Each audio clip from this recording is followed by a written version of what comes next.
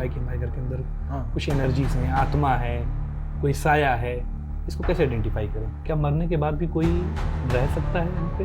आत्मा है और ये साइंटिफिकली प्रूवन है, लेकिन मेन स्ट्रीम साइंस में इसको पढ़ाया नहीं जाता। जो लोग एक्सीडेंटल डेथ होता है जिनका, बहुत समय लग जाता है कि वो मर गए। इसीलिए हिंदुइज्म में मरने के बाद नाक, कान, जितने भी छेद होता है इसको बंद कर दिया जाता है रीढ़ से, कोई और आत्मा ना प्रवेश कर ले। कुछ लोग होते हैं यहाँ पे दिखता है कि उनके पे बताया आत्मा में आंखें लाल हो जाती हैं, शरीर कांपने लगता है, क्या ये सच में होता है या ये?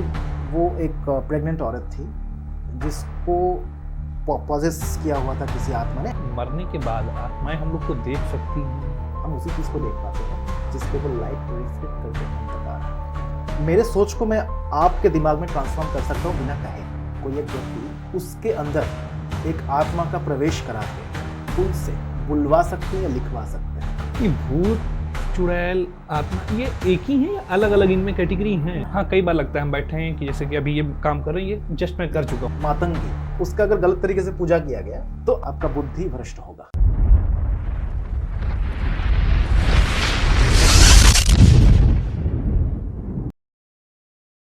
तंत्र विद्या एक ऐसा रहस्य जो सदियों से बंद दरवाजे के पीछे रहा है। कहते हैं जो इसे जान जाता है वो आम इंसान नहीं रहता है, जो इसे छेड़ता है उसकी ज़िंदगी पहले जैसी नहीं रहती है। क्या आत्माएं सच में एग्जिस्ट करती हैं? क्या वो हमारे आसपास हैं, हमें देखना चाहती हैं या अपने होने का एहसास करा रही हैं? क्या ये चीज़ें सच में हैं या सिर्फ अंधविश्वास? इन सारी चीज़ों पर हम बात करेंगे। हमारे साथ अभिषेक दत्ता जी हैं जो पैरानॉर्मल एक्सपर्ट हैं, ऑथर हैं, इन्वेस्टिगेटर हैं और रिसर्चर भी। उनसे बात करेंगे। वेलकम अभिषेक जी। अब मेरा पहला क्वेश्चन आपसे रहेगा कि जो एनर्जीज़ की बात करते हैं जिनको हम लोग देख नहीं पाते हैं या कहें आत्माओं की सीधे तौर पे कहा जाता है, क्या वो एग्जिस्ट करती हैं? एग्जिस्ट करती है, क्योंकि कोई भी धारणा जब 5000 10,000 साल से चलती आ रही है उसके पीछे कुछ ना कुछ लोक कथाएं होती हैं। लोक कथा से ही हम लोग सुनते हैं और फिर हमें ये बिलीव होता है कि हाँ कुछ है। इसके दो आंसर हो सकते हैं। एक होता है ड्रामेटिक, जिसको ड्रामेटिकली एक्सप्लेन कर सकता हूँ। दूसरा होता है साइंटिफिक, जिसको साइंटिफिकली प्रूव हो सकता है। आप कौन सा आंसर चाहते हैं? मैं दोनों का चाहता हूँ। आप दोनों के बारे में जो है थोड़ा सा ब्रीफ में बताएं। राइट। अगर साइंटिफिकली मैं बताऊँ तो देखिए, यूनिवर्स में जैसे एनर्जीज हैं जिसे हम देख नहीं सकते, जैसे रेज ही है, लाइट है, फोटोन हम देख नहीं सकते। फोटोन के जो पार्टिकल्स हैं, जो देख सकते हैं, क्या देख सकते हैं? आप मुझे देख सकते हैं, मैं आपको देख सकता हूँ, हम बुक्स देख सकते हैं, हम घर द्वार सब देख सकते हैं। इन दोनों में क्या डिफरेंस है अगर हम निकाल पाएँ तो हमें समझ में आ जाएगा। जो लिविंग बींग्स हैं और जो नॉन लिविंग बींग्स हैं, जो जीवित है और जो मृत है, उनके बीच में क्या डिफरेंस है। सबसे पहली बात, अगर साइंटिफिक कोर साइंटिफिकल अगर आंसर मैं दूँ इसका, यूनिवर्स में जब पहली बार किसी चीज़ का मास आया, ठीक है, जिससे एटम मॉलिक्यूल्स बने, जिससे ये हम लोग बने, लिविंग और नॉन लिविंग थिंग्स बने, वो कहाँ से बना है अगर हम पता कर पाएँ तो हमें पता चल जाएगा कि उसके पीछे वाला हिस्से में ही नॉन लिविंग थिंग्स है। मतलब आत्माओं का जो वास है और जो लिविंग हम लोग जो जिंदा है इस प्लेन में, इसके बीच में कोई ना कोई एक बाउंड्री लाइन है। उस बाउंड्री लाइन के उस पार और इस पार, उस पर एनर्जी है, इस पर मास है। हम सबका शरीर है, टिश्यूज है, हड्डियों से हम बने हैं। और जो आत्माएं हैं उनके पास शरीर नहीं है, तो कुछ है उनके पास एनर्जीज। फिलहाल के लिए हम इतना जानते हैं।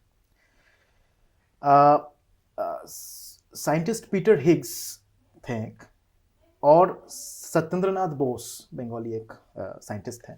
1974 में उनका देहांत हुआ था। बेसिकली उस एरा के थे वो। तो उन्होंने ये इन्वेंट किया था कि एक फील्ड है जिसको हिग्स फील्ड कहते हैं यूनिवर्स में ही। वहाँ से जब भी कोई पार्टिकल, उस पार्टिकल का नाम दिया गया बोसोन पार्टिकल, बोस से बोसोन। तो वो पार्टिकल जब गुजरती है उसको मास मिलता है, ना गुजरे तो मास नहीं मिलेगा। उन्होंने नाम दिया गॉड पार्टिकल। ये नाम बहुत लोगों ने सुना है, गॉड पार्टिकल। उसी को गॉड पार्टिकल कहते हैं। ओके। समझ लीजिए कि सबसे पहले एटम बना, फिर मॉलिक्यूल्स बने, फिर प्लैनेट्स बने, फिर ये पेड़ पौधे हम सब बने। पहले अमीबा बना, वहाँ से complex creatures, we are all. अब अगर आत्माओं की मैं बात करूँ, आपने अक्सर सुना होगा कि इंसान जब मर जाता है तो आत्मा हो सकती है, नहीं हो सकती है, डिबेट चलती रहती है। अगर एक चींटी मर जाए, अगर एक गाय मर जाए, तो क्या आत्मा होगी? ये भी एक बहुत बड़ा क्वेश्चन है। अगर उनकी भी आत्मा होगी तो अब उनकी आत्माओं के बारे में कब हम लोग नहीं जानते हैं, और कभी हमें कभी सुना भी नहीं, उनके सुना बारे भी में कोई नहीं है, चर्चा किसी नहीं किताब है। में भी नहीं रहता है, इंसान के अलावा किसी और जीव की जो है नहीं ऐसी रहता चर्चा है हो कि कोई गाय मर गई, उसकी जो है भूत आके हमको डरा परेशान रही कर रहा है, है, ऐसा परेशान हमने कर कभी रहा नहीं है। सुना है। हाँ। इसके कुछ कारण है। देखिए, हमारा जो कॉन्शियसनेस है, चेतना है, ये दो हिस्सों में हम लोग बांट सकते हैं नॉर्मली। एक हो गया सबकॉन्शियस माइंड, एक हो गया कॉन्शियस माइंड। कॉन्शियस माइंड मतलब जो कैलकुलेटिव माइंड होता है, हम जो कर रहे हैं हमेशा दिन में कॉन्शियस माइंड एक्टिव होता है, रात में कॉन्शियस माइंड सो जाता है हमारे साथ ही इनएक्टिव। सब कॉन्शियस माइंड 24 घंटा एक्टिव रहता है। आप ये मान सकते हैं कि सबकॉन्शियस माइंड में हमारे द्वारा किए गए वो हर सब कुछ, हर वो इवेंट्स, हर वो काम इस जन्म में भी, और अगर पहले कोई जन्म हुआ होगा तो उस जन्म का भी इंफॉर्मेशन सबकॉन्शियस माइंड में होता है। It's like a library. अब इंसान का जो कॉन्शियसनेस है वो लाइब्रेरी में, हम लोग बहुत सिस्टमेटिक हैं। हम पिछले 3 लाख साल से होमोसेपियंस ने ये सीख लिया है कि माइंड को कैसे एक सही अप्रोच में कंसिस्टेंटली, प्रॉपरली, डिसिप्लिन वे में कैसे काम कराना है माइंड को। गाय को नहीं पता है, उसको सिर्फ पता है कि खाऊं, भूख लगी है खा लिया, थक गया है सो लिया, उसको इतना ही पता है। तो उसका माइंड क्या है ना, वो अनऑर्गेनाइज्ड है। वो लाइब्रेरी उसके पास भी है, लेकिन किताबों का जो गठन है, उसने जो रखा है किताबें, वो सब्जेक्ट वाइज नहीं है, अल्फाबेट वाइज नहीं है। वो कभी भी ढूंढ नहीं पाएगा अपने चेतना से, अपने मेमोरी को इंसान पाएगा ढूंढ। इस वजह से क्या होता है, इंसान जब मरता है, अब मैं आता हूं कि आत्मा बनी किस चीज से है, क्योंकि ये जानना बहुत जरूरी है। हमारे दिमाग के स्टेम सेल्स में एक बेसिक बिल्डिंग ब्लॉक होता है। बेसिक बिल्डिंग ब्लॉक मतलब जैसे कि हम बने हैं एटम से, मॉलिक्यूल्स से, सेल्स से, ये बेसिक बिल्डिंग ब्लॉक है हमारे शरीर का। बिल्कुल। तो ब्रेन के स्टेम सेल्स में भी एक बेसिक बिल्डिंग ब्लॉक है जिसको बोलते हैं माइक्रोट्यूब्यूल्स। वो माइक्रोट्यूब्यूल्स कभी मरता नहीं है, क्योंकि एनर्जी कभी मरता भी नहीं है बेसिकली। अल्फा, बीटा, गामा, ये कभी मरता तो नहीं, इनका मरना ही नहीं होता है। यहाँ तक कि सेल्स को भी अगर एक स्टेप पीछे चले जाए हम लोग सेल से, सेल के गठन से, तो वहां पे हमें दिखेगा कि जितने भी पार्टिकल्स हैं वो इमॉर्टल है, नॉन लिविंग है, और वही एक लिविंग थिंग जो सेल है उसको बना रही है। तो इस वजह से क्या है, वो माइक्रोट्यूब्यूल्स जब मर जाता है इंसान तो वो निकल जाता है शरीर से। इसीलिए हिंदुइज्म में मरने के बाद नाक, कान, जितने भी छेद होता है उसको बंद कर दिया जाता है रुई से। आपने देखा होगा, माइक्रोट्यूब्यूल्स निकल जाता है तो कोई और आत्मा ना प्रवेश कर ले जब तक उसका अंतिम संस्कार नहीं हो जाता। ये मान्यता है वन टाइप ऑफ। इसके साथ साइंस का कोई बहुत ठोस नहीं है संबंध। माइक्रोट्यूब्यूल्स मरने के बाद भी इंसान का, जिसको हम लोग बोलते हैं आउट ऑफ बॉडी एक्सपीरियंस, काफ़ी सारे लोगों का जब ओपन हार्ट सर्जरी होता है तो वो अपने शरीर को देख पाते हैं कि सर्जरी हो रही है। ये कैसे होता है? क्योंकि हार्ट निकाल दिया, एक मशीन को डाल दिया तो जो कि ब्लड को पंप कर पाए, और आपके हार्ट को वो ऑपरेट कर रहे हैं। शरीर को क्या लग रहा है, दिमाग को क्या लग रहा है कि आप मर गए हैं, आप डेड है। उनको यही लग रहा है, दिमाग को तो यही लग रहा है। उसने क्या किया, डिसाइड कि भाई माइक्रोट्यूब्यूल्स को मुझे रिलीज करना है। वो रिलीज हो गया, अब वो खुद को देख पा रहा है। ऐसे आपको हजारों एग्जाम्पल्स मिल जाएंगे। मैं एक ठोस एग्जाम्पल देना चाहूँगा। एबन अलेक्जेंडर एक न्यूरोलॉजिस्ट है, वो खुद, उन्होंने किताब भी लिखी। उनको बैक्टीरियल मेनिंजाइटिस हुआ था जिसमें वो 7 दिन के लिए कोमा में चले गए थे। ठीक है, उनको मरा हुआ ही मृत घोषित कर दिया गया था क्लिनिकली, और उन्होंने उस पार आफ्टर लाइफ उन्होंने जो जो देखा वो उन्होंने बयान दिया। आज भी उनके सेमिनार्स होते रहते हैं। तो उन्होंने कहा कि मैं एक अंधेरे शहर में खो गया था, फिर मुझे एक लाइट दिखा, फिर मैं गया। उन्होंने पूरा दिखाया, वो कहा है कि मैं कौन से डायमेंशन से कौन से डायमेंशन में जा रहा हूँ, लिविंग और नॉन लिविंग के बीच में क्या क्या डिफरेंसेस है, एवरीथिंग। तो हम सिर्फ यही नहीं, आप अगर थोड़ा सा आफ्टर लाइफ के साइंटिफिक विजन से आए बाहर, और एग्जॉर्सिज्म और भूत पकड़ना, इसको अगर देखें, इसके भी साइंटिफिक, तो आपको लगेगा कि कहीं ना कहीं आत्माएं है, और ये साइंटिफिकली प्रूवन है, लेकिन मेन स्ट्रीम साइंस में इसको पढ़ाया नहीं जाता। तो इसीलिए एक ऑफ बीट सब्जेक्ट बन के रह गई है। क्या मरने के बाद आत्माएं हम लोग को देख सकती हैं, हम लोग से बात कर सकती हैं? अपने कोई नियर डियर है उनका, उसको आदमी जाता है तो उनसे कांटेक्ट में रह सकती हैं? बिल्कुल। कांटेक्ट मतलब देखिए क्या होता है, आपने एक शब्द सुना होगा, टेलीपैथी, टेलीकिनेसिस, लेविटेशन। टेलीपैथी मतलब आप मेरे सोच को मैं आपके दिमाग में ट्रांसफॉर्म कर सकता हूँ बिना कहे। आप सोचिए कि हमारे पास तो शरीर है, हमारे पास इंद्रिय हैं, ठीक है, आत्मा के पास नहीं है शरीर, उसको बात तो वो कर ही नहीं सकती। वो क्या कर सकती है? उसके पास जो सबकॉन्शियस माइंड है, कॉन्शियस माइंड उसकी मर गई है शरीर के साथ ही। हम जब मर जाते हैं हमारा कैलकुलेटिव माइंड मर जाता है। सबकॉन्शियस माइंड में ही हमारे सपने आने, ये सारी सब चीजें, कुछ, सब कुछ। और कई बार ऐसी चीजें भी होती हैं, मैं बीच टॉपिक में आपको रोका, बिल्कुल बिल्कुल। कई बार ऐसा होता है कि सपने में हम वो चीजें देखते हैं जो चीजों का दूर दूर तक हमसे कोई लेना देना ही नहीं रहा है। राइट। ऐसी चीजें हो रही हैं, हम ऐसा काम करते हुए नजर आ रहे हैं, होती है। तो उसके पीछे का क्या लॉजिक है? उसके पीछे बहुत सारे लॉजिक हो सकते हैं। ठोस क्या लॉजिक हो सकता है ये अभी तक हम लोगों को नहीं पता है। जैसे समझ लीजिए कि डेजा भू आपने सुना होगा कि कोई चीज़ हमें लग रहा है कि हम बस कुछ दिन पहले ही कर चुके हैं, ये हो चुका है, फिर से हो रहा है। हाँ, कई बार लगता है हम बैठे हैं कि जैसे कि अभी ये काम कर रहे हैं, ये जस्ट मैं कर चुका हूँ। एग्जैक्टली यही घटना बस मैं कुछ दिन पहले यही सेम सीक्वेंस आया था मेरे लाइफ में। हाँ, डेजा भू ये भी एक सबकॉन्शियस माइंड का ही एक जटिल परिभाषा है। फिर हो गया सपने देखना। सपनों के मीनिंग्स हैं अलग अलग। कभी कभी सपना होता है क्या, दिन भर मैंने जो किया है वो रोल आउट होके एक हौच पौच होके मेरे सपने में आ रहा है। ये समझ में आता है हमें कि भाई यहाँ का ये इवेंट, वहाँ का वो इवेंट, ये हाँ, वो आपस में कोलैप्स हो गए, सब कोलैब होके हमारे पास आ रहा है। ये हो गया एक। कभी कभी ऐसा होता है जहाँ पे हम कहीं ऐसे जगह गए हैं जहाँ हम कभी गए ही नहीं हैं। एक ऐसा घर, कोई ऐसा व्यक्ति जिससे हम मिले नहीं हैं, एक ऐसा घर जहाँ पे हम कभी गए ही नहीं हैं, तो वो मेमोरी तो हमारे पास रह ही नहीं सकता। तो हम सपने में कैसे देख रहे हैं? राइट। तो अब वही बात हो गया। डायमेंशंस आर लाइक, जैसे वेद बोलता है कि हमारे पास 26 डायमेंशन हो सकते हैं। मैथमेटिकल 11 डायमेंशंस आर प्रूवन, माने जियोमेट्रिकली ड्रॉन है, hypothetically you can say. 3 dimension हम देख पा रहे हैं, इससे ज्यादा का प्रूवन डायमेंशन नहीं है हमारे पास। टाइम को कभी कभी 4th डायमेंशन बोला जा सकता है। आत्माएं, जैसे डायमेंशन थ्योरी में ये कहा जाता है कि जो हायर डायमेंशन के बीइंग्स हैं वो लोअर डायमेंशन में ट्रैवल कर सकते हैं। राइट। जैसे कि समझ लीजिए बैक्टीरियाज, वायरस जो कि डॉट है, हम देख नहीं सकते, माइक्रोस्कोपिक है, उनके लिए 3 डायमेंशनल नहीं है एक्चुअली। उनके नज़र से आप देखो तो 3 डायमेंशनल नहीं है ये दुनिया। ये हम लोग जितने भी यहाँ लिविंग बीइंग्स हैं, हर किसी के लिए दुनिया अलग अलग है। जैसे आप बिल्ली के नज़र से देखो, कुत्ते के नज़र से देखो, तो दुनिया पूरी अलग है। बिल्ली क्या देखती है? उसको अल्फ़ा, बीटा, एक्सरे सब दिखता है, उसको पूरा जाल जैसा है उसके लिए दुनिया। सांप के लिए दुनिया अलग है, वो सिर्फ थर्मल इमेज देखता है, हम सब कुछ देख पाते हैं। राइट। अब ऐसे में अगर कोई आत्मा चाहे कि वो कोई थॉट हमें देना चाहे, जैसे हम देखते हैं ना कि आत्मा है, जिन लोगों का एग्जॉर्सिज्म होता है वो भूत को देखते हैं, प्रेत को देखते हैं, वो डर जाते हैं। हम लोग फिल्म में भी देखते हैं कि जब भूत कोई भी खूबसूरत नहीं होता, वो हमेशा डरावना होता है। अब भूत जो चाहे कि हम देखें वो है नहीं वहां पे, क्योंकि उसके ऊपर लाइट रिफ्लेक्ट करके हमारे आंखों तक नहीं आ सकती। हम उसी चीज को देख पाते हैं जिसके ऊपर लाइट रिफ्लेक्ट करके हम तक आ रहा है। भूत या प्रेत या आत्मा है, या जो एनर्जी है, ये सबकॉन्शियस एनर्जी है, इस पे लाइट रिफ्लेक्ट नहीं कर सकती, बट वो टेलीपैथिकली हमें वो दिखा सकता है जो भी वो चाहे।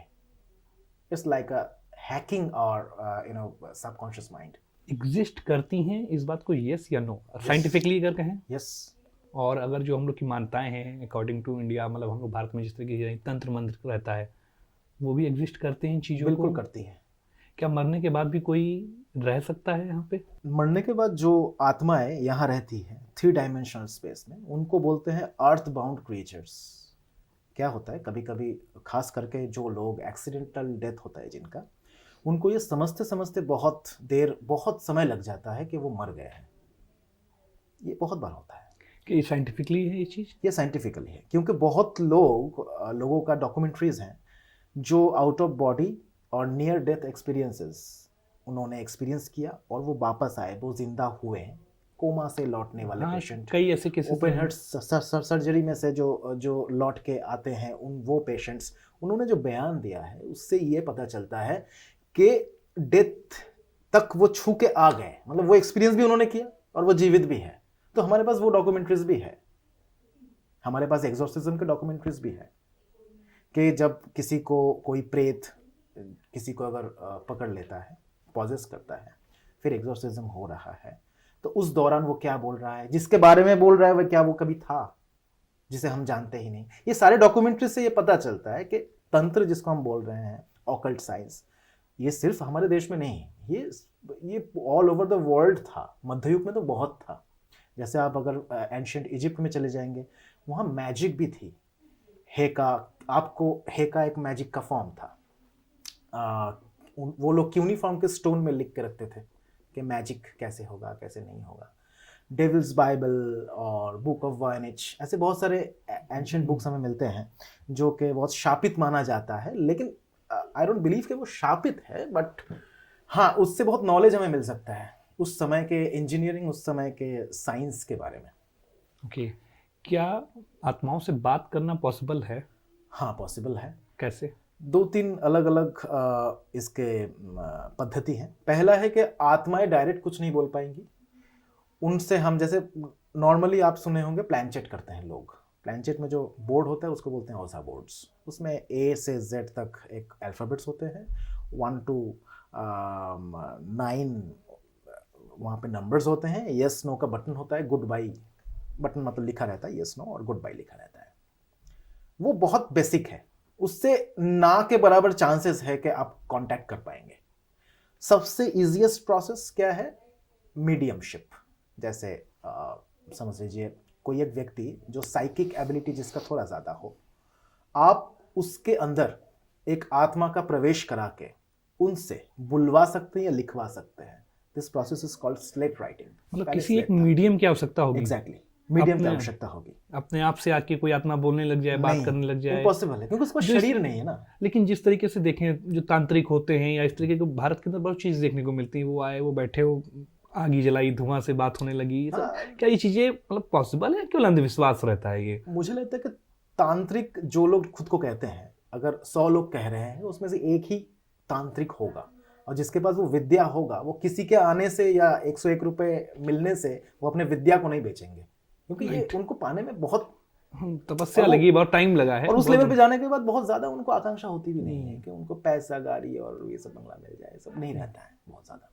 तो इसीलिए तो ये विद्याएं जो है लोगों में गलत भावनाओं का हाँ, भावनाएं हैं, डर का कह सकते हैं, एक तरीके से बिजनेस भी एक तरीके से इसको मतलब देखा जाता है। लेकिन अब देखिए, तंत्र इज नॉट अबाउट ओनली कि आप किसी का बुरा कर रहे हो। तंत्र ये नहीं है। तंत्र में षट तंत्र क्रिया जिसको बोलते हैं हम लोग, 6 अलग अलग, जैसे वशीकरण, सम्मोहन, मारन, उच्चाटन, स्तंभन। ये तो समझ लीजिए कि वशीकरण क्या है। शिव पुराण में वशीकरण का जिक्र है, बहुत ठोस जिक्र है कि आप उस समय जंगल हुआ करता था, एक नगर से दूसरा नगर, एक गांव से दूसरे गांव जाने के लिए जंगल हुआ करता था। तो शेर को वशीकरण कैसे किया जाए, फिर भेड़िए को कैसे वशीकरण किया जाए, सांप को कैसे वशीकरण किया, इसकी जरूरत थी उस समय। तो वशीकरण मंत्र सबके पास होते थे, राइट। हमारे अभी भी शादियों में भी, जैसे बंगाल के साइड आप शादी अगर देखेंगे, वहाँ पे पान का पत्ता आंखों में दिया जाता है, और उसको पहली बार जब वर और वधू खुद को देखते हैं तो पान का पत्ता ओपन किया जाता है, एक दूसरे का आंखों में देखते हैं। ये सम्मोहन विद्या का एक पार्ट है, वो तंत्र से आया है, रिचुअल में ही। विवाह 8 प्रकार के थे, तो अभी जो विवाह होता है ब्राह्म विवाह होता है, जिसमें यज्ञ होता है, मंत्र का उच्चारण होता है। लेकिन देखिए उसमें भी घुस गया है तंत्र, लेकिन मतलब ये है कि पहले समाज में नॉर्मल लोगों में तंत्र का प्रचलन था। और तंत्र से भी ये नहीं कि गलत तंत्र, तो भाई आपको 5 एलिमेंट्स को अपने ग्रिप में लाना है। जैसे स्तंभन हो गया, जैसे आग को, पानी को, वायु को आप अपने हिसाब से अपने चारों तरफ उसको इस्तेमाल कर सकते हैं। तो दीज आर द थिंग्स, वो तो होते हैं, लेकिन तांत्रिक ज़्यादातर मुझे लगता है ज़्यादा केसेस में आज के डेट में। ये पॉसिबल होता है कि अगर कहीं पे नेगेटिव एनर्जी है, हाँ, और वो कैमरे में कैप्चर हो सकती है? थर्मो कैमरा इन्वेंट हुआ था एक बार। नहीं, नॉर्मल ये कैमरे जो हम लोग यूज़ करते हैं, और कई बार इस तरीके के सोशल मीडिया पे वीडियोस दिखते हैं कि उसमें कहीं पे हैं, वो जंगल में है, कुछ का पीछे से मतलब अनएक्सपेक्टेड एक्टिविटी दिख रही है, कुछ चीज़ें, तो क्या वो होता है या फेक होता है टोटली सब? ज़्यादातर केसेस में फेक होता है, ज़्यादातर केसेस में। हो सकने के चांसेस हैं? चांसेस भी है, नॉर्मल कैमरे में आना दिखना हो सकता है, चांसेस भी है। जैसे सन बीम, मतलब सूरज की रोशनी, किसी चीज़ के ऊपर, ऑब्जेक्ट के ऊपर आए, रिफ्लेक्ट हो और हमें देखे, और मून बीम किसी ऑब्जेक्ट के ऊपर रिफ्लेक्ट हो और हमारे पास, ये दोनों जो घटनाएं हैं वो अलग अलग है साइंटिफिकली भी। तो भूत हमेशा रात को दिखते हैं, दिन में कभी नहीं दिखते, ठीक है। दिन में इसलिए नहीं दिखते क्योंकि sunbeams are very much intensed, और कभी कभार once in a blue moon ऐसा हो सकता है कि मून बीम उसको बोलते हैं एक्टोप्लाज्म, जो भूत को हम लोग भूत बोल रहे हैं ना, उसको साइंटिफिकली एक्टोप्लाज्म बोलते हैं। ये भूत, चुड़ैल, आत्मा, ये एक ही है या अलग अलग इनमें कैटेगरी हैं? मैं तो इनको देखिए इंटेलिजेंट एनर्जी बोलता हूँ, मतलब साइंटिफिकली जो लोग पैरानॉर्मल इन्वेस्टिगेटर हैं, इसको लेकर रिसर्च कर रहे हैं, वो इसको इंटेलिजेंट एनर्जीज बोलते हैं। ठीक है, ये साइकोलॉजी का पार्ट है। भूत चुड़ैल वो एक अलग चीज हो गई। भूत मतलब पता है क्या है, मतलब इंसानी आत्मा एक अलग चीज है, और जिसको बोलते हैं ना कि भूत इंसान को पकड़ रहा है, फिर एग्जॉर्सिज्म हो रहा है, भूत छुड़ा रहा है, वो डिमोनिज्म का पार्ट है। Demons are different, there are 72 types of demons in आप अगर बुक ऑफ सोलोमन वगैरह पढ़ेंगे तो आपको बहुत सारे डेमन्स के बारे में पता चलता है, और उनके हायरार्कीज होते हैं डिमोनिज्म में। डिमोनिज्म बाहर विदेश में पढ़ाया जाता है, बाकायदा पीएचडी करते हैं लोग, ठीक है। हम लोग तो ऐसे ही। तो डिमोनिज्म इज अ डिफरेंट पार्ट, वो इंसानी आत्मा नहीं होते हैं। जैसे जिन्स के बारे में आपने सुना होगा, इस्लामिक कल्चर में जिन्स बहुत तरीके के होते हैं। जैसे आमिर एक जिन का नाम होता है जो घरेलू होता है, जो हमारा भला चाहता है, लक्ष्मी जिसको हम लोग बोल सकते हैं। इफ्रिद जो बहुत खतरनाक होते हैं, ब्रह्मराक्षस कहा जाता है। हाँ, मारिद बहुत बहुत डेंजरस होते हैं, मसान, exactly, they are like a Lakshmi. 10 महाविद्याएं होती है तंत्र में, उसमें जो क्या ये सब निगेटिव इम्पैक्ट करते हैं, इनकी पॉजिटिव इम्पैक्ट भी हो सकता है? पॉजिटिव इम्पैक्ट होता है। जैसे आप समझ लीजिए, मैं एक एग्जांपल दे रहा हूँ, मातंगी 10 महाविद्या का 9th महाविद्या है वो देवी सरस्वती का ब्लैक जोडियक है। मतलब जब भी वो उसका अगर गलत तरीके से पूजा किया गया तो आपका क्या होगा, सबसे पहले विद्या, आपका बुद्धि भ्रष्ट होगा, ये बोला जाता है तंत्र में। उनका जो भोग होता है, आप खाने के बाद जो पड़ा रहता है ना उच्छिष्ट, वो उनका भोग होता है। अब जिनको पता नहीं है कि उनका पूजा पद्धति क्या है, तो उनके ऊपर उसका गलत इफेक्ट होगा। मैंने कभी नहीं देखा अपने सामने एक देवी मातंगी का पूजा करते हुए, लेकिन मैंने जितना पढ़ा है, रिसर्च किया तंत्र के बारे में, ये विद्याएं लिखित में है देवी मातंगी के बारे में। तो ये गलत इंपैक्ट डालेगा तब जब साधक को पता ही नहीं है कि इस्तेमाल कैसे करना होता है। वो तो किसी भी चीज़ में है, माने वो तो सिर्फ इट्स नॉट अबाउट तंत्र ओनली, पैरानॉर्मल रिसर्च में भी ये चीज़ें होती रहती है। हर चीज़ का एक स्टेप होता है। आप डायरेक्ट मीडियम नहीं बन सकते, जैसे कि मैंने कहा, आपको पहले प्लानचेट, टेबल टर्निंग, ऐसे धीरे धीरे धीरे आप मीडियम बन सकते हैं, और मीडियम होते भी थे। अकॉर्डिंग टू पैरानॉर्मल, क्या हर जगह पे एनर्जीज इस तरीके की होती हैं? मतलब हम लोग अभी जैसे यहाँ पे शूट कर रहे हैं, तो यहाँ पे भी कुछ एनर्जीज हो सकती हैं? हमारे लिए उस लोक में जाना, परलोक में जाना जितना मुश्किल है, उनके लिए इस लोक में आना उतना ज़्यादा मुश्किल नहीं है, लेकिन फिर भी है। वो कभी भी चाहे नहीं आ सकते। जैसे हम लोग एक दिन को 6 ऋतु में भाग करते हैं, 24 दंड का एक ऋतु होता है, हर दिन होता है वो। प्रेत काल, ब्रह्म काल, हम लोग अलग अलग कालों में नहीं, इस समय सही चीज़ करना चाहिए, इस समय कुछ नहीं करना चाहिए, हम लोग बोलते हैं ना। तो प्रेत काल क्यों नाम दिया गया? क्योंकि उस समय प्रेत एक्टिवेट होते हैं। क्या टाइम होता है वो बेसिकली? रात को 3 से पहले, मतलब हर दिन वो बदलता रहता है, वो काल ऋतु के टाइम्स बदलते रहते हैं। ठीक है, लेकिन बेसिकली नॉर्मल मुझे लग रहा है 1 से 3 के बीच का टाइम ये ज़्यादा सबसे एक्टिव होती है। 3 घंटे का ये सारे वो रहते हैं। क्यों ये टाइम, यही टाइम उनके लिए है सबसे ज़्यादा जिसमें वो एक्टिव हो पाते हैं? एक्चुअली पता है, मैंने अगर मैं ऐसे बोलने को तो कुछ भी बोल दे कोई, साइंटिफिकली अगर मैं बोलूँ ना, ये ब्रह्मांड में 4 तरीके के फंडामेंटल फोर्सेस हैं: electromagnetic force, weak nuclear force, strong nuclear force और ग्रेविटेशनल फोर्स। अल्बर्ट आइंस्टाइन ने अपने ज़िंदगी के आखिरी 30 साल इन चारों फोर्सेस को एक फॉर्मूले में बांधने में गुजार दी उन्होंने। आज तक नहीं हुआ वो चीज़। और इसके अलावा भी उन्हें लगता था कि जैसे ब्लैक होल्स के चारों तरफ अगर जाओ इवेंट हॉराइजन में, आपको फिजिक्स के दूसरे लॉ मिलेंगे। मतलब फोर्सेस बहुत सारे हैं जो हमें पता नहीं है, अभी तक हम जानते ही नहीं हैं। हम उतना ही जानते हैं ना जितना कि अभी तक हमें बुक में रिटन है, जितना हमें ऑथेंटिकली लैब में प्रूवन है, हम उतना ही जानते हैं, जो मुझे लगता है कि काफ़ी कम है। हर सब्जेक्ट, फिजिक्स, केमिस्ट्री, मैथ, यहाँ तक के फिलोसफी, साइकोलॉजी, ये सारे ना पैरेलल नहीं है, ये सारे ट्रायंगुलर है, ये सारे जाके एक कहीं ना कहीं मिलता है। उस लेवल तक हम लोग जा नहीं पाए अभी तक, भविष्य में जाएंगे ऑब्वियसली।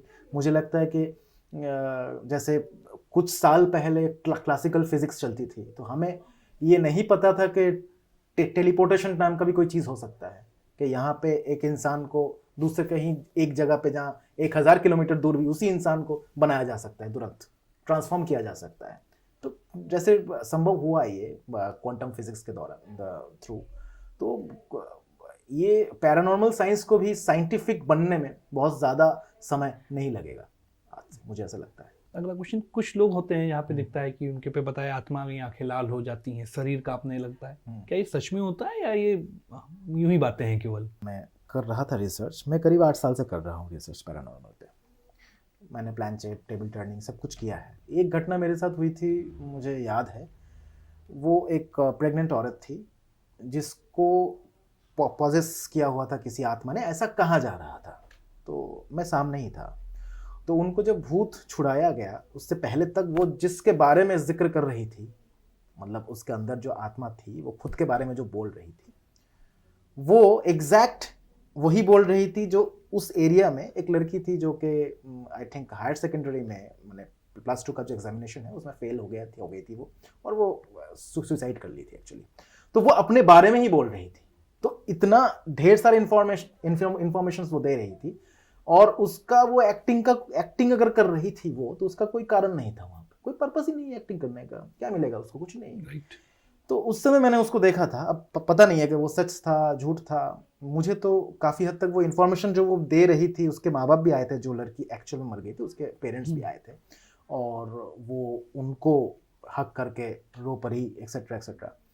तो मुझे ऐसा लगा कि शायद है, माने कहीं ना कहीं होता है पोजीशन। हाँ, इसको लेके लोग ड्रामा भी करते हैं पैसा लूटने के लिए, लेकिन कहीं ना कहीं होता भी है। लेकिन उस समय मैंने देखा था उसके फीचर्स में ज़्यादा परिवर्तन, वो एक्सेसिव स्वेटिंग हो रहा था उसका। वो अपने आप हुआ था या कोई मतलब तंत्र के जरिए नहीं, कराया अपने गया था? आप ही हुआ था, वो अपने आप ही हुआ था। फिर छोड़ा कैसे उसने उसको? वहाँ पे ही एक तांत्रिक नहीं आया था, कोई पुजारी थे जो कि कहीं जॉब भी करते थे, वो विद्या उनको आता था। ओके। तो वो आए थे, और उनको बाकायदा उस औरत को 3-4 लड़के पकड़े हुए थे वो। तो उसके सर के ऊपर एक पान का पत्ता, सुपारी और वो हल्दी, ये सारी चीज़ें वो कुछ डाला हुआ था उन्होंने। वो अपने वो ब्लेड से अपना हाथ भी थोड़ा सा उन्होंने कट किया उन्होंने, खून की शायद ज़रूरत थी उस रिचुअल में। ये सारे रिचुअल्स पहले ज़माने में गांव देहातों में बहुत आम बात थी, आज के डेट में तो नहीं है। एक चीज़ मुझे बहुत वो लगा था, जब उन्होंने कहा कि अगर तू इसे छोड़ के जाएगी, जामुन का पेड़ था एक्चुअली वहाँ पे आसपास, तो उस जामुन के पेड़ की एक डाली तोड़ के जाना, मतलब इट्स आइडेंटिफिकेशन कि वो छोड़ के जा रही है, और वो टूटा था। ओके। तो मुझे उस समय उस बात पे मुझे लगा कि कुछ होता है, क्योंकि ये सब तो ठीक था, वहाँ तक ठीक था, सब लग रहा था कि ठीक है, ये नाटक भी हो सकता है। ओके। लेकिन जामुन के पेड़ की डाली टूटना नाटक नहीं हो सकता। राइट। तो मुझे तब थोड़ा सा लगा भी, और इंटरेस्ट भी हुआ। ये घटना घटी थी तब मैं खुद ही क्लास 10th 11th में था, बहुत पुरानी बात है। तो ये घटना घटी थी मेरे साथ। अच्छा, किसी के आसपास मान लीजिए ऐसी एनर्जीज हैं, कैसे उसको हम फाइंड आउट कर सकते हैं? ये हमारे घर में है, कई बार होता है लोगों को लगता है कि हमारे घर के अंदर कुछ एनर्जीज हैं, आत्मा है, कोई साया है, इसको कैसे आइडेंटिफाई करें? देखिए, नॉर्मली कहा जाता है पैरानॉर्मल इवेंट्स जहाँ पे होती है, उस रूम का टेम्परेचर बहुत जल्दी पीक एंड फॉल होता है। एक ये है जिससे आप पता कर सकते हैं। आप अपने घर के साउथ वेस्ट में रॉक सॉल्ट रखा कीजिए, ऐसा अगर कुछ हो रहा है। वो सिर्फ पैरानॉर्मल इवेंट्स के लिए नहीं है, एस्ट्रोलॉजिकली और वास्तु के पॉइंट ऑफ व्यू से भी वो आपको काफ़ी राहत देती है। ओके। ठीक है। और बाकी अगर बहुत ज़्यादा है, मतलब आपको अगर लग रहा है कि लाइट माने विंडोज़ एंड डोर्स अपने आप खोल बंद हो रही है, कांच की चीज़ें गिर रही है, या ऑब्जेक्ट्स इधर से उधर जा रही है, उस केस में तो आपको किसी एक्सपर्ट का ही सहायता लेना पड़ेगा, जो पैरानॉर्मल इन्वेस्टिगेशन करता है। नहीं, अगर कुछ लोगों को मान लीजिए डाउट होता है इस बात को कि मेरे घर में क्या इस तरीके की एनर्जी है, तो क्या कुछ ऐसे तरीके हैं जिससे वो खुद से आइडेंटिफाई कर सकें कि ऐसा कुछ है? ये सब फिल्मों में होता है, लेकिन कोई प्रूवन तरीका है नहीं आज के डेट में। हम लोग इन्वेंट नहीं कर पाए। तरीका तो ऑब्वियसली होता ही है, लेकिन हम लोग इन्वेंट नहीं कर पाए। ये नींबू डाल देना, वो लाल ये हो जाना, नींबू लेके चल ऐसा देना बेकार और ये नारियल पानी लेके चलना, इस तरह बड़ी रील्स आती हैं इस समय सोशल मीडिया पे। क्या ये बेकार है। वो तो व्यूज के लिए ही होते हैं, ऐसे फालतू होता है। ऐसा नहीं होता कभी भी, क्योंकि आत्मा जिस घर में बसती है वो हमेशा के लिए नहीं बस सकती। वहाँ भी उसके भी कुछ डू डोंट्स हैं। वो एक फ्री एनर्जी है ना, वो कहीं भी ऐसे नहीं बस सकती है। आप समझ लीजिए वन टाइप ऑफ के जब डीप डाइविंग होता है समुद्र के नीचे, तो हमें सूट पहनना होता है ना स्पेशल। हम स्पेशल सूट पहन के डीप डाइविंग करते हैं। हम तो अंदर होते ही हैं, हमारे ऊपर सूट होता है। क्यों? क्योंकि हम जब अंदर जाएंगे तो पानी के प्रेशर से हम मर सकते हैं। जिंदगी वैसी है, हमारे अंदर एक आत्मा है। अब ये जो लाइफ है ये डीप डाइविंग है, तो उसको एक सूट पहनना ही होता है। ये हमारा शरीर है। कुछ मिथ्स के क्वेश्चन मैं आपसे पूछूंगा। Right. एक कहते हैं कि रात के समय सेंट लगा के नहीं निकलना चाहिए, कुछ इसका है ऐसा? ये पहले ज़माने में गांव में लोग बोलते थे कि परफ्यूम, मिठाई, पहले ज़माने में ना लोग जब खाना देते थे तो नमक दे देते थे थोड़ा। हाँ, ये होता था पहले। इसी का वो था, एक नमक थोड़ा दे देते थे ऊपर या बांध के एक कागज में, ताकि कोई ऐसी शक्ति उसके पीछे ना लग जाए। लेकिन मुझे लगता है कि ये सारी चीज़ें लोक कथाएं से आई हुई है। इसका कोई प्रैक्टिकल इम्प्लीमेंटेशन से आपको कोई खास, जैसे फीमेल के लिए कहते हैं रात में बाल खोल के ना चलें। हाँ, नहीं, मुझे नहीं लगता कि इसका कोई साइंटिफिक वो है। नहीं, पैरानॉर्मल की उससे देखने घटनाएं सुनी जाती हैं ऐसी काफ़ी सारे, जैसे जो प्रेगनेंसी के वक्त औरतों को ज़्यादा निकलने के लिए मना की जाती है। इनके साथ भी लोग पैरानॉर्मल इवेंट्स को जोड़ते हैं। लेकिन मुझे नहीं लगता कि कोई पैरानॉर्मल इन्वेस्टिगेशन के जो रिसर्चर्स हैं उस रिसर्च में इसका कोई ठोस जगह नहीं है, मुझे नहीं लगता। कुछ ऐसा प्रूफ, चूँकि आज के समय में लोग युवा हैं, डिजिटल का ज़माना है, हर चीज़ का प्रूफ मांगते हैं। कोई ऐसी चीज़ आप बता सकते हैं जिससे ये बात एग्जिस्ट होती हो कि आत्माएं या इस तरीके की एनर्जी एग्जिस्ट करती हैं? कोई साउंड कुछ या कोई विजुअल ऐसा प्रूफ? मतलब जो कोर्ट कहता है वही प्रूफ होता है। आपको मैं एक घटना बताता हूँ, चलिए। जर्मनी का घटना है। आपने एक फिल्म देखा होगा, मैं सब नहीं देखा होगा लगभग, एग्जॉर्सिज्म ऑफ एमिली रोज एक फिल्म है। वो जिस कहानी से बेस्ड था, वो बेस्ड ऑन ट्रू स्टोरी है। वो बेस्ड था एनेलिस मिशेल करके एक लड़की के ऊपर। वो लड़की जर्मन की है। 1968 में उसको सबसे पहली बार, 51 में वो पैदा हुई थी बेसिकली, 68 में उसको पहली बार वो फेंट होने लगी। वहाँ से ये पता चला कि उनका जो फिजिशियन है डॉक्टर बोथ, और एक न्यूरोलॉजिस्ट थी डॉक्टर कैथी, उन्होंने उसका वो शुरू किया एग्जामिन। धीरे धीरे एग्जामिन फेल होता रहा।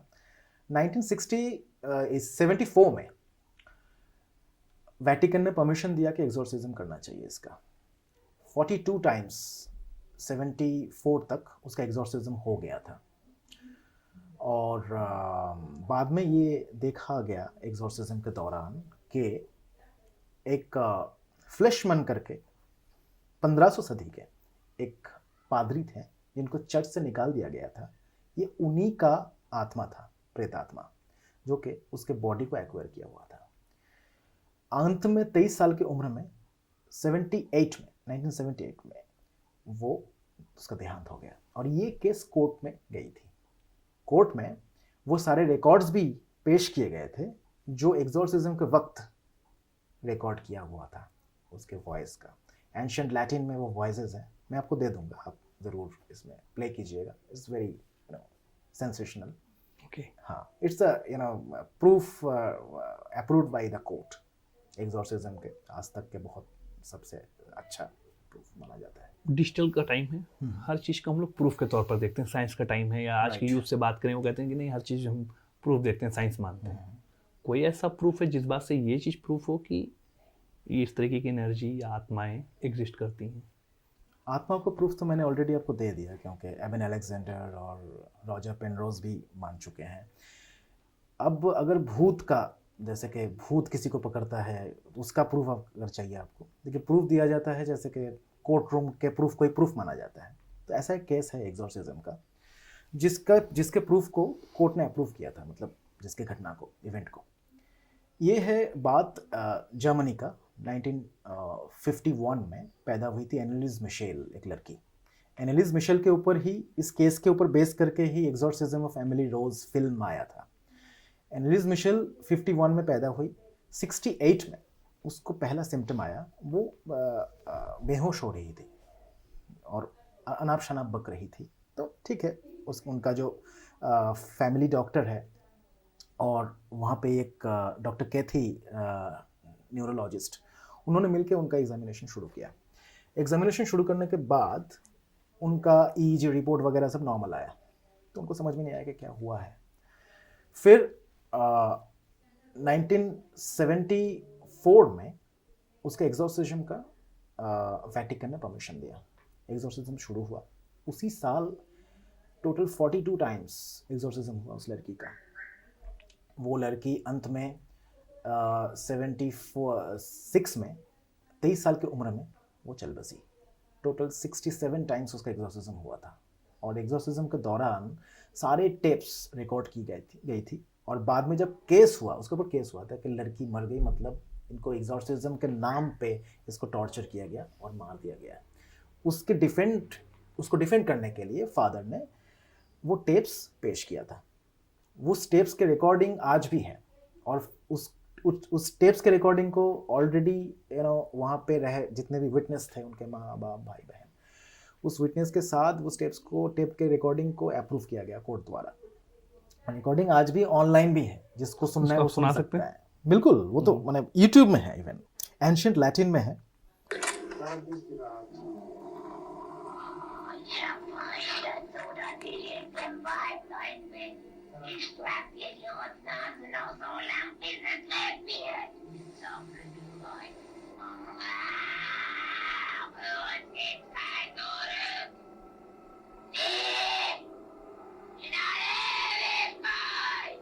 She's screaming. ये वो है जिसको कोर्ट ने एक्सेप्ट किया हुआ है। बिल्कुल, कोर्ट ने एक्सेप्ट किया हुआ था। और इस एक्सेप्टेंस के बाद फादर ने ये भी कहा था कि 15th सेंचुरी के एक पादरी थे जो कि चर्च से जिनको निकाल दिया गया था, फादर फ्लेशमैन, उन्हीं का आत्मा एनालिस मिशेल में था, एक्वायर किया हुआ था एनालिस मिशेल के बॉडी को। ओके। और अंत में डॉक्टर रोथ, जो कि उनका फिजिशियन था, जो डॉक्टर थे, उन्होंने कहा था, एक कोट दिया था उन्होंने कि there is no injection for the devil इस केस के अगेंस्ट। तो there are amount of proofs कि आत्मा बोलिए आप डिमोनिज्म का बोलिए, आप तंत्र का बोलिए, अगर कोई रिसर्च करना चाहे, हाँ, आप अगर व्हाट्सएप और यूट्यूब देख के सिर्फ ये डिसाइड करना चाहते हैं कि सब कुछ होता है कि नहीं, it's a different thing. But अगर रिसर्च कोई करना चाहे, उनको ऐसा कुछ भी नहीं है जो सुनने को आता है और है नहीं। हाँ, गलत तरीके से परफॉर्म किया जा सकता है उसको, शायद इस वजह से ये विद्याएं जो है वो सही तरीके से इंसान तक गया नहीं है। Thank you so much in सारी टॉपिक्स पर हमको एक जो हमारे मिथ्स हैं या जो चीज़ें हैं जिनको हम अभी तक अंधविश्वास या मानते हैं, उसको साइंटिफिकली कैसे उसको हम। Thank you so much.